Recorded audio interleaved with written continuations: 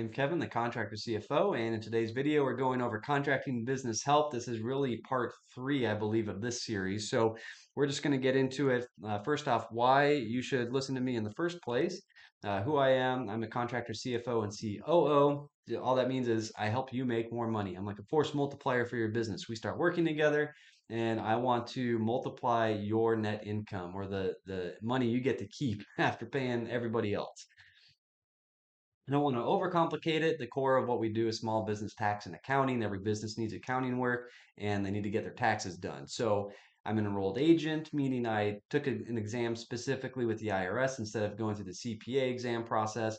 I can represent taxpayers just like the CPA can before the IRS and resolve all those tax issues. I got into this to help small businesses lower taxes through proactive tax planning. And that's because I was an insurance premium auditor. I was running around meeting with all these different contractors, specific a lot of small businesses, but a lot of them were contractors, doing the insurance audit for their insurance company. And I'd look at their payroll, their financials, tax returns, and over again, I just kept seeing that they weren't set up right or structured in a way that would save them the most amount in taxes. Like I'm talking like 10 grand, 15, 20 grand in extra taxes they were paying that they didn't have to. So and that just blew my mind. I thought everybody knew all these strategies that I did, so I started helping businesses with that, and now here I am, a contractor CFO. So last week's video, we talked about like how KPIs can save your business. Talked about kind of being in that cycle where you have a lot of work, and because then you're busy delivering all that work, all the project management stuff and managing subs and whatever that uh, you stop doing the marketing and sales side of things. And then you get towards the end of all those projects, and your calendar's wide open, so then you're scrambling again and get a bunch of work, and it's like kind of the cycle that all of us can find ourselves in as a business. So that means there's a lack of focus and discipline, and that just means a couple things that you need KPIs. So you can watch last week's video on what a KPI is and why they're helpful in your business. Today's video is going to be, how to just the whole idea that you need to delegate. I think this is actually going to turn into two videos. Because I don't think this is going to get too long. I think to go into actually how to delegate. So next week's video will be the specifics on how do you specifically delegate a task to somebody else because it's not as easy as it's easy to say, oh yeah, you just need to delegate, but then nobody like actually follows up and says, well, how do I actually do that? Like I know how to do this thing over here. How do I get this other person to do that same thing? Like I don't know. I'm too busy to figure that out, right? So you just keep doing it yourself. So we'll go over that next week. Today is going to be painting a little bit of a bigger picture here where KPIs help you focus. All right. That's what we went over last week. They help you focus. But then because you start focusing on these specific areas of your business, you're not able to handle everything. Like you start realizing like, hey, I'm really doing a good job focusing on this, but then I'm limited in how much work I can actually get done in these other areas of the business. Like, what am I supposed to do about that, right? Focus requires delegating all other tasks that you're not specifically focused on. And when you start, you're doing like 3 to 4 jobs, right? When you're starting a business, you've got to do everything, right? You've got to do the marketing, like you got to find leads, you got to let people know like what you're doing and how you can help them. Then you got to do the sales and estimating side of things. Like you got to actually sell the jobs. You got to figure out how much they're going to cost. I kind of put that together as the two things, even though you could probably split them out and you could have somebody else doing the estimating and then you could be the sales guy. But in the beginning, really, it's kind of all wrapped up in one. Like you're trying to figure out, what somebody needs and you're kind of figuring out what it's going to cost and how you're going to price it and everything. And then you got to present all of that information and close the deal. Right. So that's sales. And then project management, like you actually got to get the project and hire all the subs or the employees, whatever, and you actually got to make sure the supplies are getting there on time and or the crews are getting there on time, and you're coordinating with the other contractors on the job or the homeowner, whatever. Like you're just managing the project, and then a lot of times you're the one actually doing the work too. Like maybe you have somebody helping you, but maybe you're the one doing most of the work. So look at that there. You've got like at least 4 different jobs you're doing.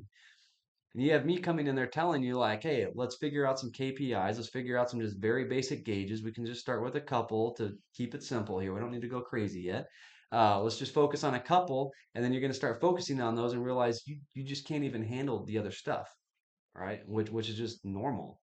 Like I guess that's just what the point I want to get across today is that I just want you to wrap your mind around the fact that you are doing 3 to 4 different jobs. You could literally hire three other people and you could choose to be that fourth thing. Like if you really like marketing, then you need to hire you could hire a sales guy that also is doing the estimating, and then you could hire a project manager and you could hire somebody to actually do all the work. So now you've got 40 hours at least a week that you could do just marketing and bringing leads in. And you got somebody else doing sale. Like so imagine like how much more business, how many more projects you could handle if you actually had four people working instead of just one. But right now your business is limited. Like you're the bottleneck. You are the bottleneck in your business because you're trying to do everything yourself. And you're holding on to it like with a death grip. Like I can't let go. I can't let go. Like nobody else can do this. Like I'm the only one that knows how to sell. No, that almost swore there. No, that's baloney. Like that's just a complete lie. All right, that you're telling yourself. You're not the only one that can sell. There's millions of salespeople in this country. All right, you're not the only one that knows how to sell. In fact, I bet you could hire somebody that's way better than you at selling your particular project, your project, your services, whatever. I bet there's somebody out there that could sell way better than you, close way higher percentage, close much higher price points for the same thing that you're doing. I imagine what that could do for your business if you actually let go of the sales part and just like if you love marketing, you just do the marketing and the networking side of things and say, oh, you know what, yeah, I can help you with that particular project or that particular portion of the project.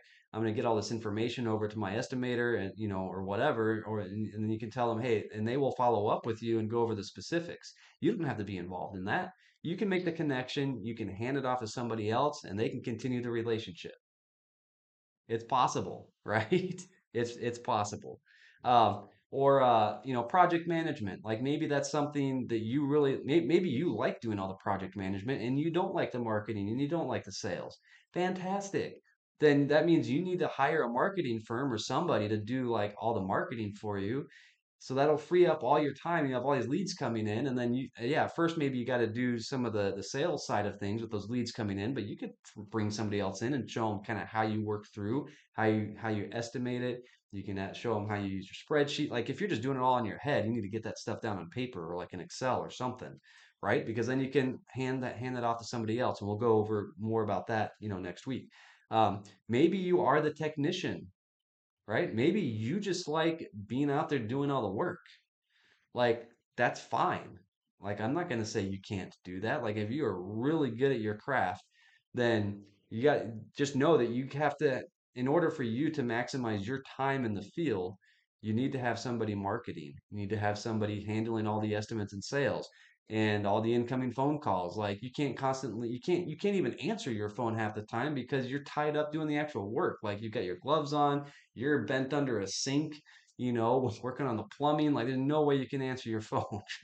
You need somebody to be able to answer those calls and actually deal face to face with those people and figure out their problems and sell them on the services, right? And then maybe you need to hire a project manager. All right, and that's one thing I wanted to kind of go over too as a project manager. Like some of these, like yeah, if you're hiring a marketer, you know for sure, like okay, yeah, I might spend money on this marketer, but they're going to bring in all these extra leads. Like there's a very clear correlation of I'm going to end up making more money by bringing this person in. But think about something like a project manager, like they're not selling or marketing. How is that going to help my business? I can hold on to all that project management myself. No, no, you can't. Where if you hire a project manager, you can go out and do more sales and marketing, right? You free up so much time, so much mental energy from having to coordinate all these different people and timelines and getting supplies to the right place and everything. Like, hire a project manager. I promise you, your net profit will go up.